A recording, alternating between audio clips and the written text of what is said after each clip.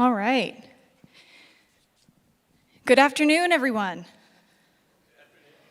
All right. Excellent. Kind of bookending the day here with that. Way to keep the energy going. Thanks for being with us. I think, he's the sort of face of the event. He's walking out of the room right now. But I'm not sure. He's quite humble. He doesn't take enough credit, so I was hoping we could all give a round of applause to Brian Johnson for putting together this fabulous event here.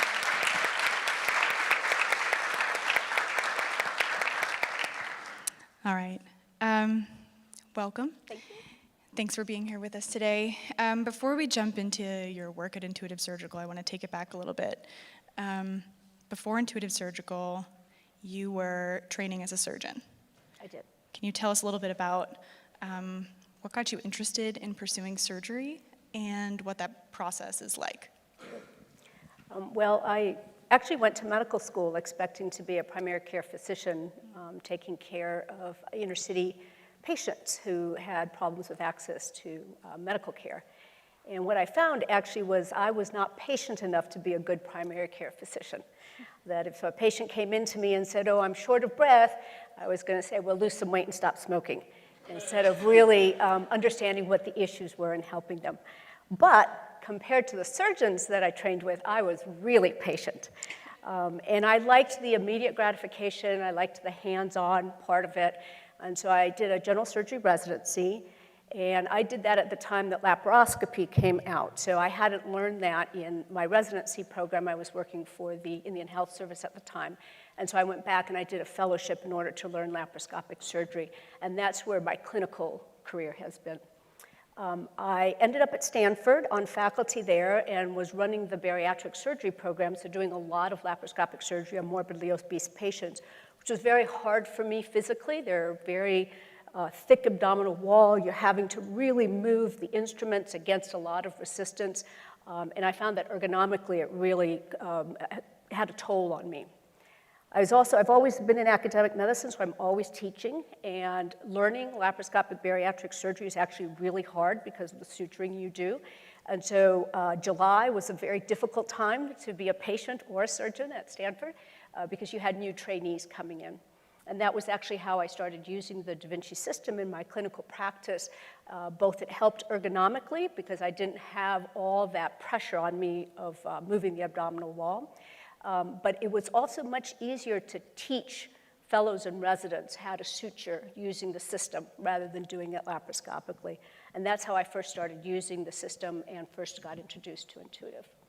Gotcha. So these problems were sort of cropping up in the OR, and you saw this technology as solving some of those problems. At what point, how did you get involved with Intuitive Surgical internally? Did they reach out to you? How did that connection start? There was a woman by the name of Catherine Moore. I believe she's spoken here before, so you all may have heard of her. She was actually a medical student at Stanford, but was also working for industry, looking for opportunities to create new products, and was in my operating room. We were talking. She had a connection to Intuitive, and she's an engineer. So she and I actually spent some time down at the company developing the procedure, figuring out where the ports should be, what the sequence of the steps, what the instruments were. And then Intuitive was very kind. They actually let me bring my entire operating room staff down there for 2 days of training. So we did it on cadavers and models. So our first time with a patient using the system in bariatric surgery, I had a really well-trained team. And actually, our operating times for our very first robotic case were less than what our typical operating times were for a laparoscopic case.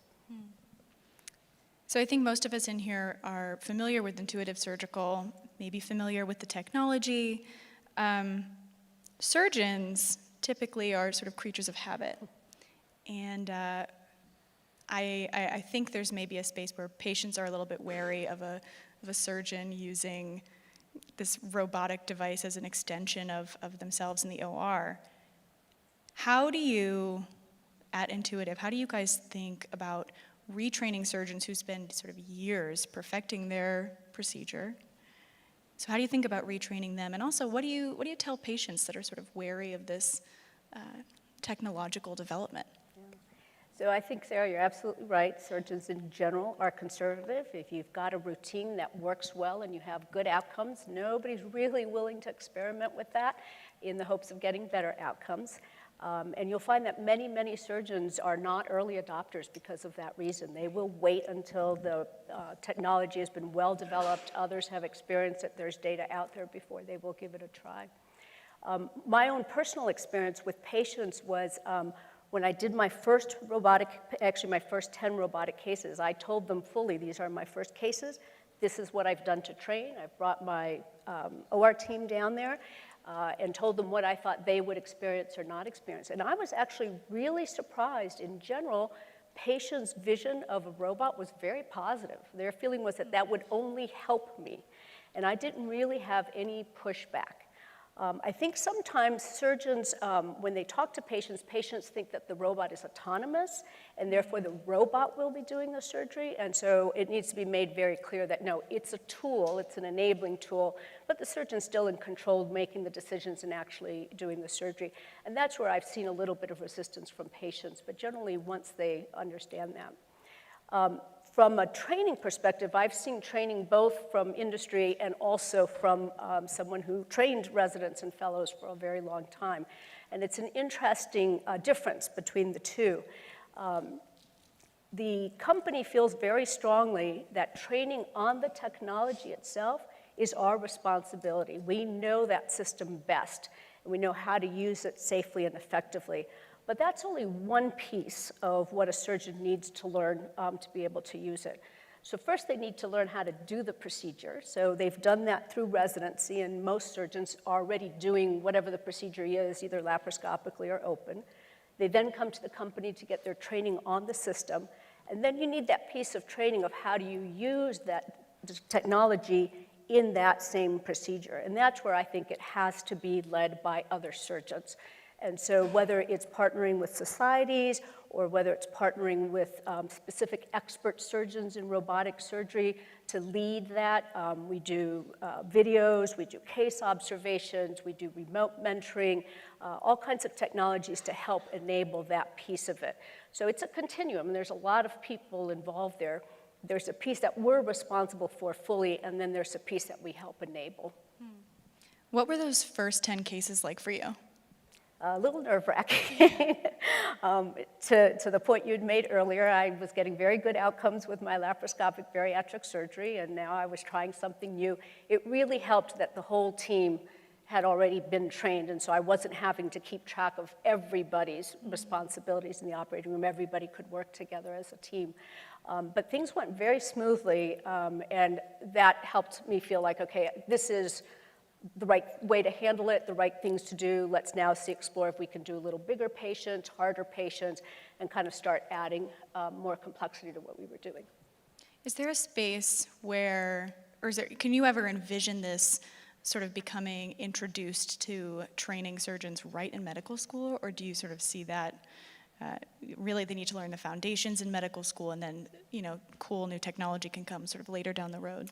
Yeah, I think for medical students, they have such a wide amount of information they have to get from every specialty, right? They have to learn about primary care, internal medicine, pediatrics, OBGYN, surgery, that they might get a little bit of exposure to the technology on their surgery rotation. Maybe they'll sit down or work on the simulator, but they're not going to really use it in medical school or learn about it.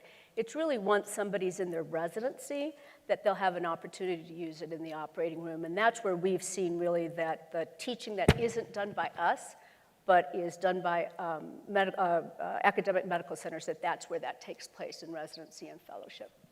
When you're training folks, what are some of the sort of common themes that come up? What are the common concerns that they have with the technology?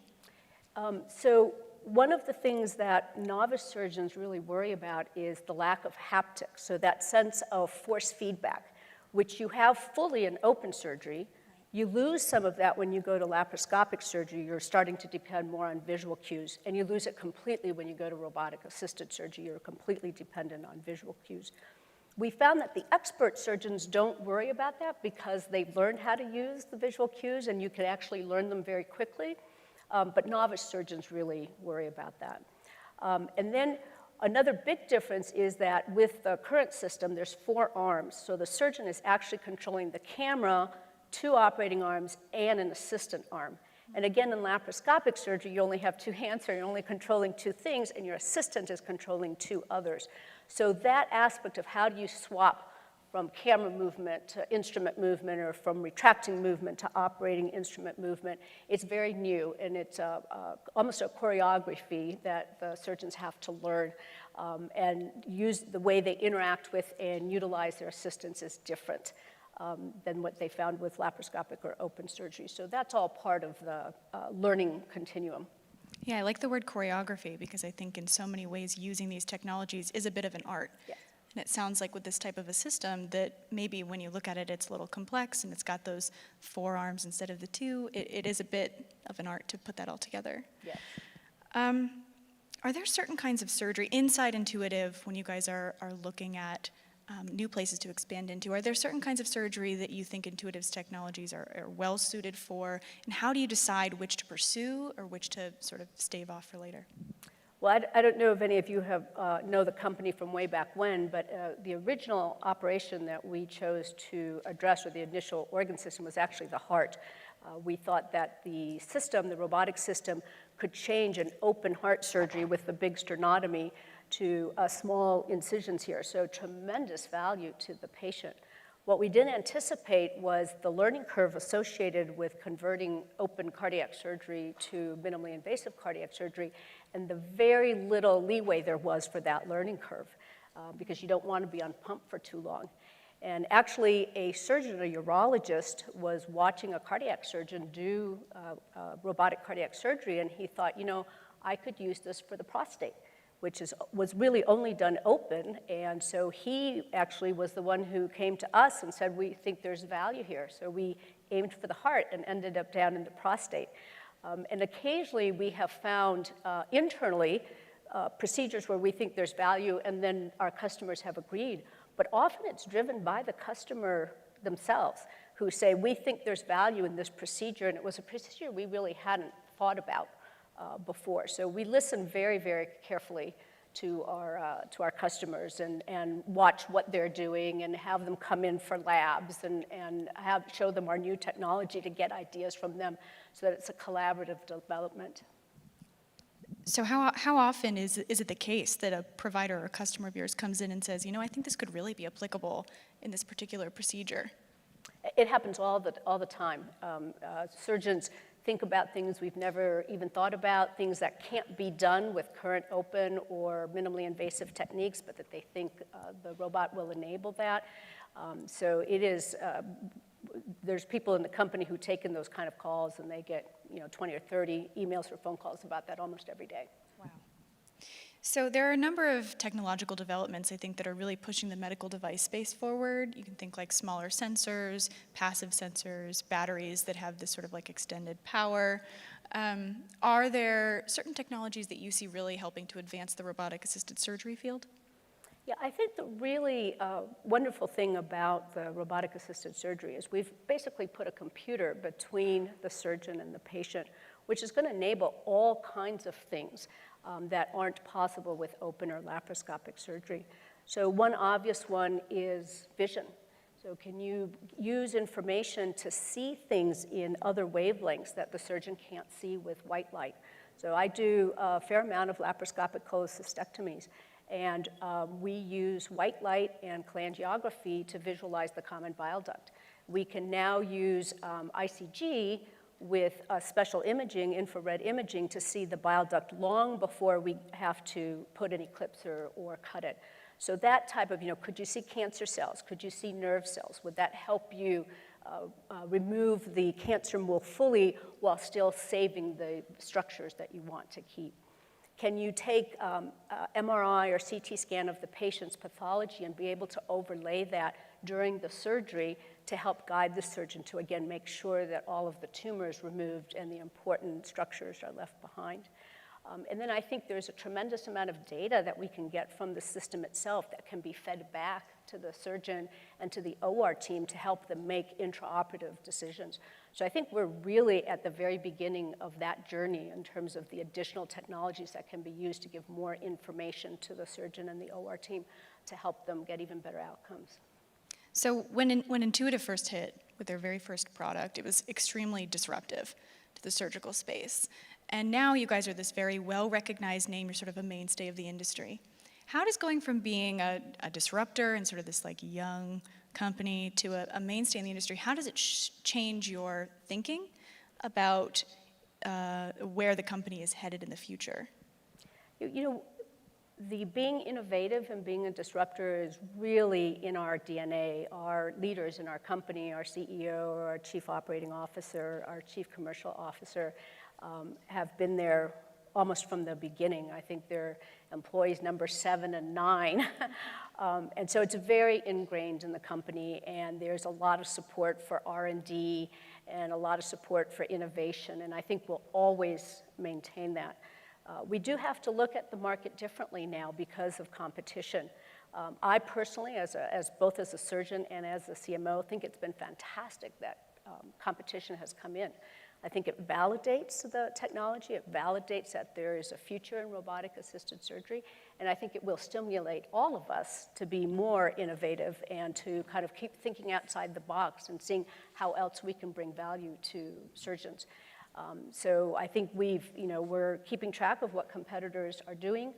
We're continuing to innovate in product, but we're also innovating in terms of what we call the ecosystem, in terms of how can we help train surgeons better? How can we help train OR staff better? How can we use analytics to help our customers better?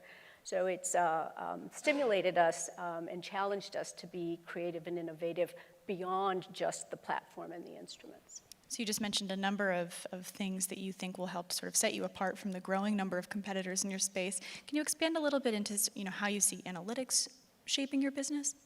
So I think there's a role for analytics in various ways. I think we use analytics right now to talk with customers about how to build a very efficient, cost-efficient, and quality-efficient robotics program.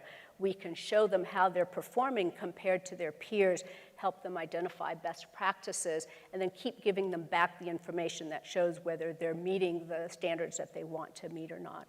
We can also use that analytics in the operating room, and we can capture movements of the instruments at certain ports of the operation that are different than how an expert would do it. And we can give that information back to the surgeon, or we're exploring how to give that information back to the surgeon to help him or her be as efficient and as safe as possible during that procedure.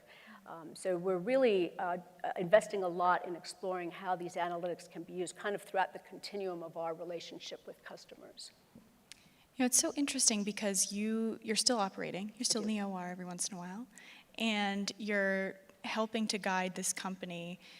How has that perspective helped Intuitive sort of stay in touch with what its customers want?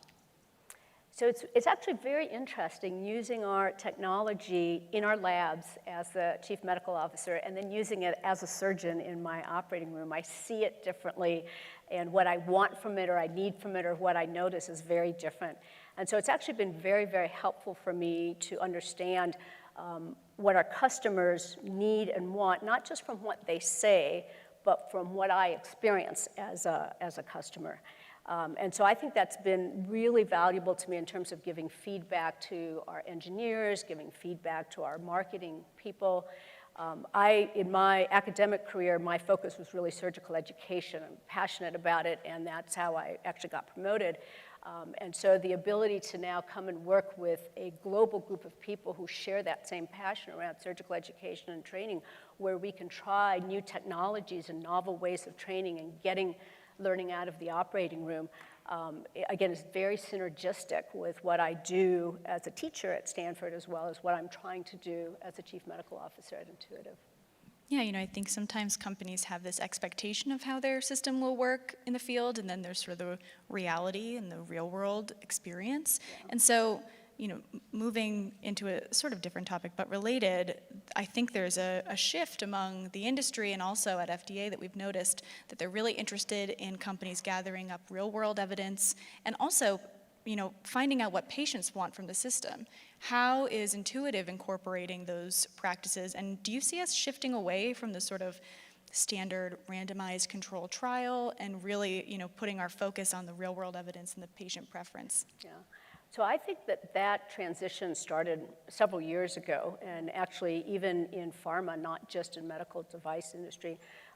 RCTs are the gold standard, but there are limitations to their generalizability, right? If you as a doctor, you have a patient that meets those exact inclusion and exclusion criteria, great, you can use those results to help you decide what the treatment should be for your patient. But if you have a patient that doesn't meet those inclusion and exclusion criteria, then that RCT really doesn't help you decide how to treat that patient. And the complexity when you look at a medical device is even more because you have to deal with the equipoise issue and you have to deal with the variability in surgeons' abilities. My ability to do a gallbladder is going to be very different than your ability to do a gallbladder, and therefore whether you should be doing it open laparoscopically or robotic, it'll be different than the decision that I would make. We've actually tried multiple times to have RCTs, to sponsor RCTs. And in our discussion with surgeons over and over and over, surgeons who use the robotic system will not randomize their patients to a laparoscopic or open approach. They think it's an inferior approach. And the surgeons who do laparoscopic or open surgery won't learn robotic surgery to randomize their patients. And so we end up doing registries and cohort studies, which are real-world evidence. So the vast majority of the data on Intuitive, on the Da Vinci products, there's over 12,000 publications now, is real-world evidence. And I was very happy to see that the FDA has come to recognize the value of real-world evidence and how helpful and important it can be. So I think we are seeing that movement, and we as a company have invested very heavily in making sure that there's sufficient real-world evidence for people to make decisions about healthcare decisions. Are there other sort of regulatory or reimbursement trends that you're keeping a close eye on? Yes, so one of the trends that we've seen is our system has been used to enable MIS surgery. So procedures that were typically done open are now being able to be done minimally invasively because of the use of the Da Vinci system. And as that has happened, those procedures have migrated to the outpatient realm, which is very positive, but they couldn't be moved beforehand because they were being done open. They couldn't be done minimally invasively. So we've seen that a lot in benign procedures, but we're also starting to see it in cancer operations. So prostatectomy for prostate cancer, hysterectomy for endometrial cancer, we're starting to see more and more of those being done in an outpatient setting. So that's one migration that we're keeping a very, very close eye on. So shifting to sort of a different topic, it strikes me as we're sitting here that you are a trained surgeon, which is a very male-dominated industry, and you're also an executive in the medical technology space, which is still fairly male-dominated, I would say. Yesterday, we had a discussion about diversity and inclusion in this industry that we all really love and appreciate. And one of the things that comes up is, women are looking for mentors and people to help elevate them and, share with them the lessons they've learned throughout their path. Can you recall a mentor or somebody that sort of helped advance your career and keep your drive and passion through these two sort of industries? I agree completely that I think mentorship is really, really critical, important. I would say that I've not had one specific mentor. I've had a series of mentors, and I've learned different things from each of them, both about things I want to do and about ways that I don't want to be. So I've seen, surgeons have had a reputation for a long time of being very impatient and very intolerant and very rude in the operating rooms. And I saw that in my residency program. And I realized that is not how I want to be. But those same surgeons had an unbelievably great relationship with their patients. And so I could say, that's the piece of them that I want mentoring on because I want to have that kind of relationship with my patients. But that's the piece I don't want mentoring on because I don't want to be like that. And so what I've personally tried to do is learn a little something from all the people that I interact with that I say, I really like the way that person does that, the way that person listens, or the way that person responds when somebody disagrees, or the way that person handles that difficult situation. while also realizing there's parts of who they are that I cannot or don't want to be. And then I think the other piece that I've tried to do is to feel free to reach out to people that I've met that I've really admired, and not wait for them to come to me or not wait for a mentoring program to be put into place. That can be very hard to do, but in general I have found that people that I admire are very open and willing to help and mentor and give advice. And when I talk to women residents or young women faculty or young women engineers, I tell them, look for mentors everywhere and reach out and talk to them. You'll find that they're much more responsive than you might think. Yeah, and can you share, now that you're sort of on the other side of that table, or the other side of that conversation, where you're helping to train folks that want to be surgeons, what other lessons are you trying to impart upon them? Yeah, so one of the things I think that is really an issue I found both in medicine and in industry is the whole family-work balance. And I don't have any great solutions, but I had 2 chairmen tell me this, and I really took it to heart. So they would put into their schedule their family time and their personal time. So and I still do this. I get my kids' schedule at the beginning of the year, and I block out the days that they don't have school or they only have a half a day of school. And as I get close to that day, I may not be able to keep it free, but I know I won't be able to free it up if I don't put it into my schedule ahead of time.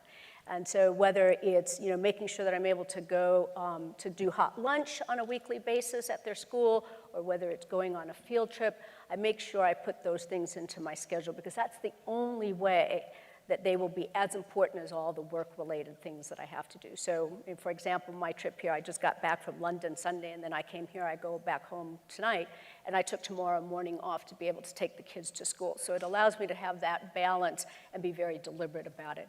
I think that becomes easier as you get further along in your career than when you're first starting. But if you try to do as much of that as you can throughout, I think you're much more likely to be able to get that balance. Not necessarily on a day-to-day or weekly basis, but kind of overall. So one of the things we had discussed yesterday was that internally inside companies need sort of like actionable things that they can, study or note about themselves. Does Intuitive have any sort of internal commitments to diversity or any programs? Yeah, so we believe that diversity and inclusion is very important. We actually think we are already a very diverse company, and so it's really more about inclusion. So we do have a program where we are helping, in particular, managers understand what it means to be inclusive, what kind of language to use, how to look for situations where perhaps somebody is not feeling included, how to be able to listen to people who have a different opinion or who have a different perspective or different background. So it's something we realize in this day and age, in order to be successful as a company, you absolutely have to be committed to diversity and inclusion. So, shifting back to sort of the general field of robotic surgery, what do you see? I know making bold predictions doesn't always work out, but where do you see the field of robotic surgery headed? I think, again, we are, even though the company's been in place, I guess, for about 23 years, I really think that we're in the infancy of what robotic-assisted surgery can do. As we look to new applications, we look at catheter-based robotics, we look at diagnostic-based robotics, we look outside of the abdomen and pelvis and thorax. I think we'll continue to find procedures where having a computer there, having a robot there will bring value. And so I think, in my lifetime, I've seen 2 revolutions in my surgical lifetime, the laparoscopic revolution and now the robotic revolution. And my guess is in 10 or 15 years from now, it will change yet again as technology continues to evolve. But really, the focus is going to continue to be more minimally invasive.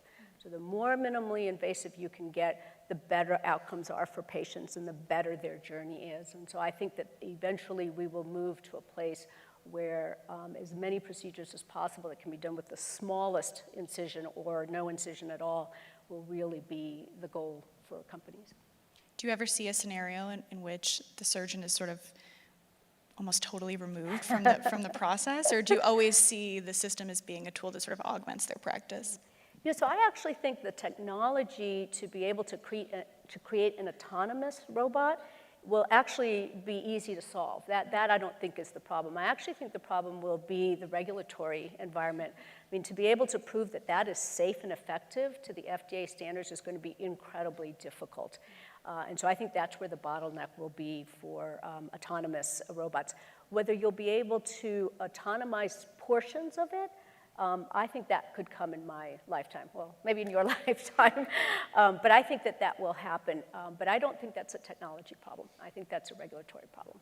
When you think about the sort of OR of the future, maybe it doesn't involve just purely robots running it and the humans are on the outside looking in, but what does it look like to you? Yeah. So a lot of data streams in the operating room, ability to see beyond just what can be seen with white light, trackers that are tracking the movements of the OR team to making sure they're being as efficient as possible. Technology that allows an anticipation of what's needed next or what's going to be done next. I've actually seen some suggestions that you could replace the scrub tech or the OR nurse with robots. I don't know that we'll ever get to that point, but I think what you'll see is more and more technology that is more and more enabling to allow patients to have the best possible outcomes and the best possible journey. Do you see I think there's sort of a healthy tension that exists here, and that, the patient, obviously we all want optimal outcomes for the patients, but we also, when we think about patient experience, we don't want the technology to sort of get in the way of the human-to-human interaction. What's the balance like there? Yeah, and I think that that's where the problem is and where the tension is. And I don't know exactly how we will end up with that. I think, we've already seen changes in that, and I think it'll continue to evolve. And I'm curious to see where it ends up. Dr. Curette, I want to thank you so much for your time. Thanks for being here with us. Thank you.